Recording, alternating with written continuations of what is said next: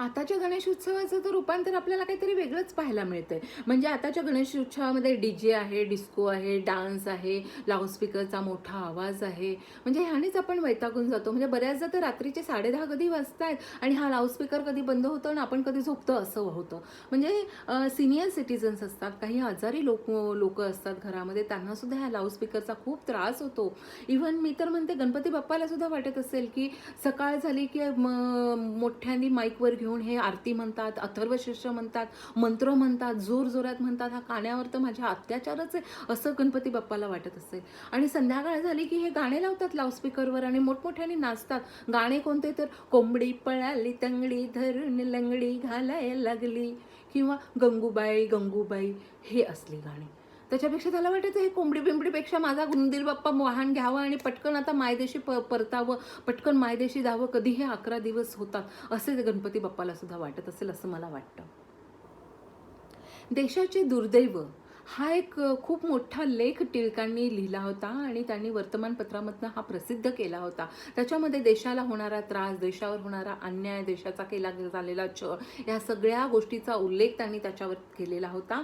आणि हा लेख लिहिलेलं वृत्तपत्र जेव्हा इंग्रज लोकांच्या हातात पडलं, ब्रिटिशांच्या हातात पडलं, त्यावेळेस त्यांनी टिळकांना अटक केली आणि 6 वर्षाचा तुरुंगवास भोगायला भाग पाडलं. 6 वर्षाचा त्यांना तुरुंगवास झाला, तो मंडाले तुरुंगामध्ये. त्यांनी ह्या 6 वर्षामध्ये गीता रहस्य हा अतिशय महत्त्वाचा ग्रंथ त्यांनी तिथे लिहिला 6 वर्षामध्ये. आणि त्याच काळामध्ये ना त्यांच्या पत्नीचं निधन झालं. त्यांच्या पत्नीचं निधन त्यांनी अतिशय शांतपणे पचवलं, शांतपणे सहन केलं. आपण लोकमान्य टिळकांच्या बद्दल सर्व बाबतीतच बोललो जातंय, लोकमान्य टिळकांच्या बद्दल सर्व बाबतीत लिहिलं जातंय, परंतु त्यांच्या अर्थविचार ह्या विषयाबाबतीत आपण जास्त कुठे बोललं जात नाही किंवा वाचलंही जात नाही. म्हणजे जेवढा प्रकाश त्याच्यावर पडायला पाहिजे तेवढा प्रकाश त्यावर पडलेला नाही आहे असं मला वाटतं. म्हणजे आपण एखादा व्यक्ती मोठा आहे तर तो बस मोठा आहे, तो महान आहे, इथपर्यंतच आपण जातो. परंतु त्यांनी विचाराची जी आखणी केलेली आहे, विचाराचा जो आराखडा मांडलेला आहे, तो काय आहे, कसा आहे, कशासाठी आहे, इथपर्यंत आपण पोहोचतच नाही. 1892 साली टिळकांनी चलन या विषयावर लिहायला सुरुवात केली. त्याच्यामध्ये त्यांनी काय लिहिलं, चलन म्हणजे काय, सोने म्हणजे काय, रुपये म्हणजे काय, रुपयाचा चलनाशी काय संबंध आहे, 1 रुपया म्हणजे पौंडशी कसा संबंध येतो, किती पौंड दिले म्हणजे किती रुपये आहे, ह्या विषयावर त्यांनी सविस्तर आणि विस्तारितपणे लेख लिहिले आणि वृत्तपत्रातनं छापले. त्यावेळेस 1 पौंड म्हणजे 10 रुपये होता. त्याचबरोबर बरेच जण ब्रिटिश लोकांशी सुद्धा व्यवहार करत, ब्रिटिश लोकांबरोबर पण बिझनेस करत. तर लोकमान्य टिळक त्यांना त्यांच्याबरोबर कसा बिझनेस केला पाहिजे, त्यांच्याबरोबर कसा व्यवहार केला पाहिजे, काय केलं पाहिजे आणि काय नाही केलं पाहिजे, हे सुद्धा लोकमान्य टिळक त्यांना समजावून सांगत. खरं सांगायचं तर दादाभाई नौरोजी यांनी सर्वप्रथम अर्थव्यवस्थेवर लेख लिहिले होते, अर्थव्यवस्थेवर पुस्तक लिहिले होते आणि ते लोकांपर्यंत पोहोचवत होते.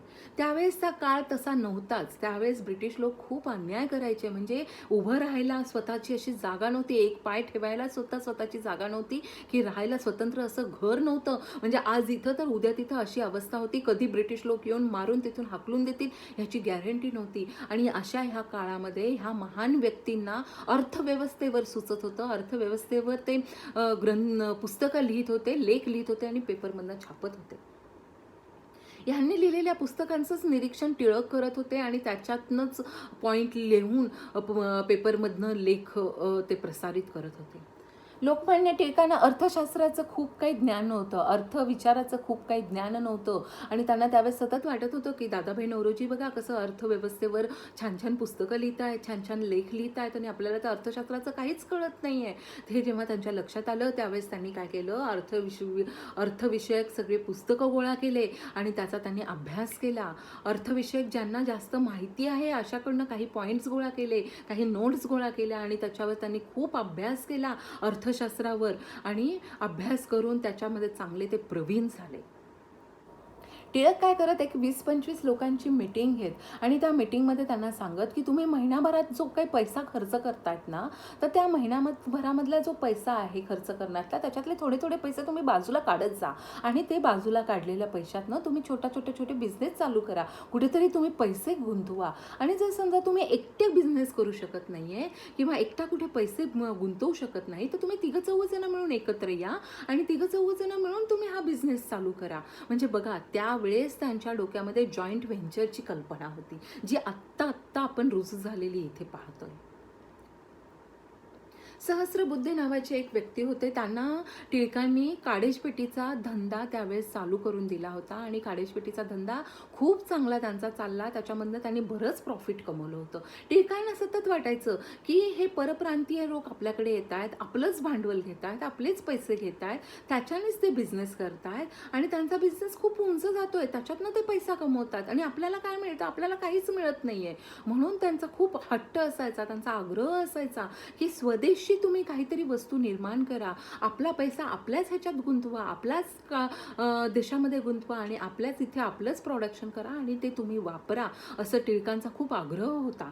तर टिळकांनी सहस्रबुद्धेबरोबर करंदीकर आणि शिराळकर ह्या दोघांना सुद्धा बिझनेसमध्ये ओढलं होतं. म्हणजे ह्या तिघांना त्यांनी छोटे बिझनेस तयार करून दिले होते आणि थोड्या दिवसांनी त्यांच्याबरोबर मिटिंग घेत, थोड्या दिवसांनी मिटिंग घेऊन बिझनेस ट्रिक्स त्यांना सांगत, बिझनेसमध्ये काय कमी जास्त पॉईंट्स असतील तर त्या पॉईंट्सला त्यांना कुठे वर जायचं आहे, कुठे कमी करायचं आहे, कसं प्रोडक्शन करायचं आहे, ह्याविषयी टिळक त्या लोकांशी बोलत, याविषयी त्यांच्याशी संवाद साधत.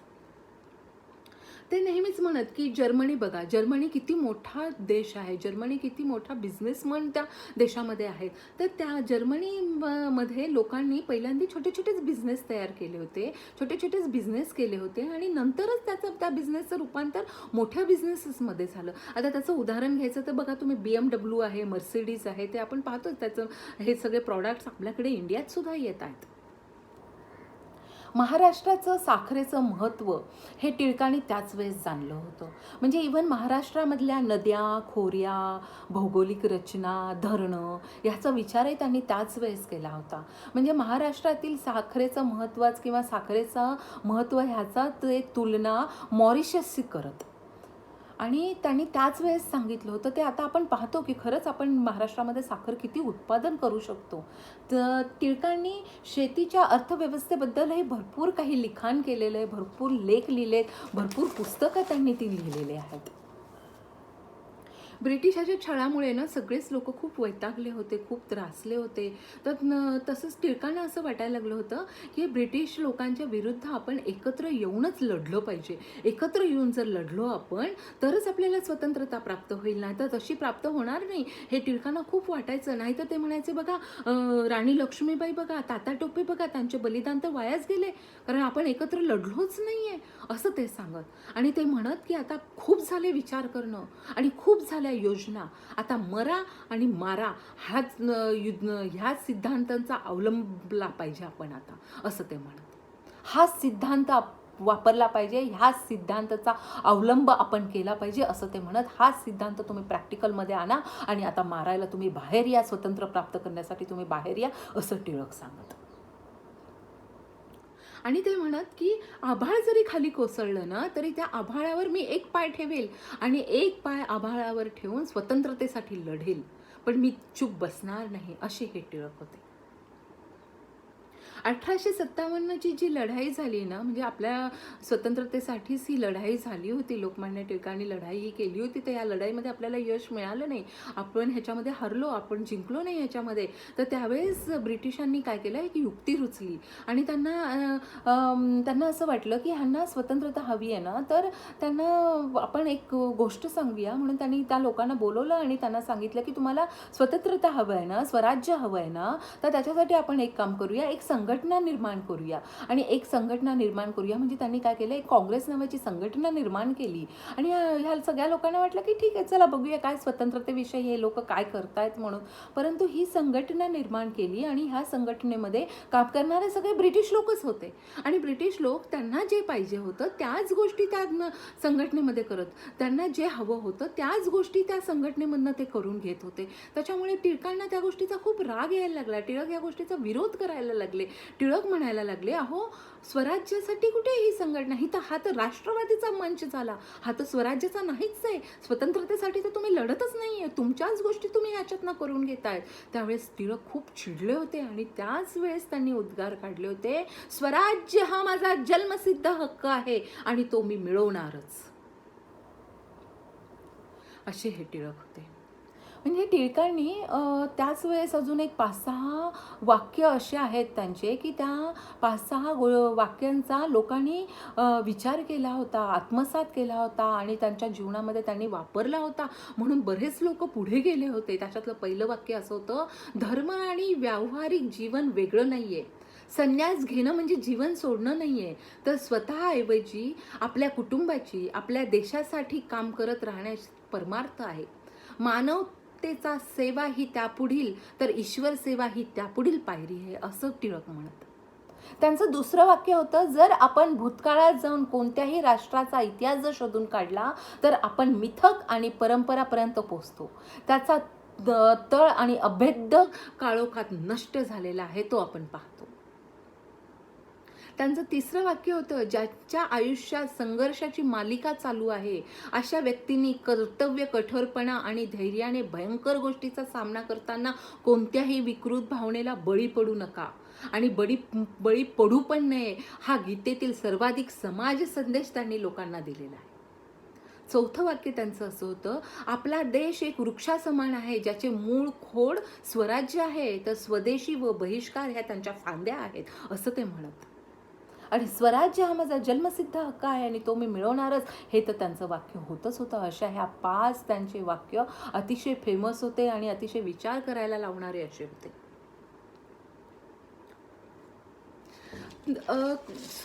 सतत त्यांचं देशासाठी अविश्रांत अशी धडपड चाललेली होती. म्हणजे आतापर्यंतची केलेली त्यांची देशासाठीची अविश्रांत धडपड, नंतर उतार वयात जाणवणारी दगदग, मधुमेहापासून होणारा त्यांना त्रास, त्यांना आता सहन होत नव्हता, त्यांना खूप त्रास होत होता ह्या गोष्टींचा. परंतु तरीही ते हा त्रास होत असताना, आजारी असताना त्यांनी स्वतंत्रतेचं काम चालूच ठेवलं होतं. एकीकडे ते काम करतच होते. असंच काम करत असताना एकदा त्यांना हिवताप झाला आणि हिवतापाने ते आजारी पडले आणि त्यांनी त्याच वेळेस अंथरूण पकडलं. त्यावेळेस औषधं गोळ्या झाल्या, डॉक्टरांनी येऊन चेक वगैरे केलं त्यांना, परंतु त्यांची तब्येत काही सुधारायला तयार नव्हती. खालवतच त्यांची तब्येत चालली होती आणि हिवताप झाल्यानंतर त्यांना वाताचे झटके यायला लागले आणि वाताचे झटके येण्यामध्येच त्यांच्या लक्षात आलं की त्यांच्यामध्ये बोलण्यात विसंगती जाणवायला लागली आहे. आणि शेवटी त्यांचा 1 ऑगस्ट 1920 रोजी त्यांचं निधन झालं, त्यांचा मृत्यू झाला.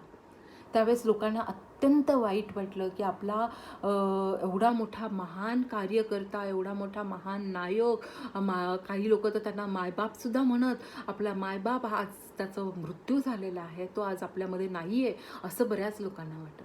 बऱ्याच लोकांनी तर म्हटलंय की भारताचा तेजस्वी सूर्य मावळला आहे, असे हे टिळक होते.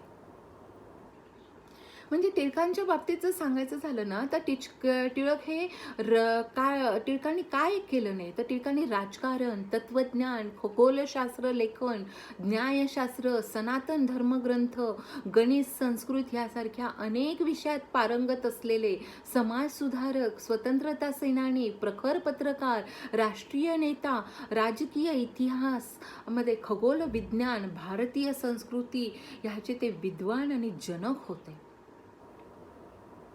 एवढंच नाही तर अतिशय प्रेरणादायी असं त्यांचं व्यक्तिमत्व होतं. म्हणजे मला तर खरं असं वाटतं की स्वराज्यापासून आपल्याला सुराज्यापर्यंत पोचायला पाहिजे. तर स्वराज्य हे कसं मिळालं आपल्याला, स्वराज्य आपल्याला कसं प्राप्त झाले, तर स्वराज्य हे बलिदानामुळेच, बलिदान देऊनच प्राप्त झालेलं आहे. तर सुराज्याला सुद्धा आपल्याला काहीतरी दान द्यावंच लागणार आहे, तेव्हाच ते आपल्याला सुराज्यसुद्धा प्राप्त होईल. तर सुराज्य प्राप्त करण्यासाठी आपल्याला काय काय करावं लागणार आहे, त्याग, पुरुषार्थ, पराक्रम, समर्पण आणि अनुशासन ह्या गोष्टींचा अवलंबला पाहिजे आपल्याला.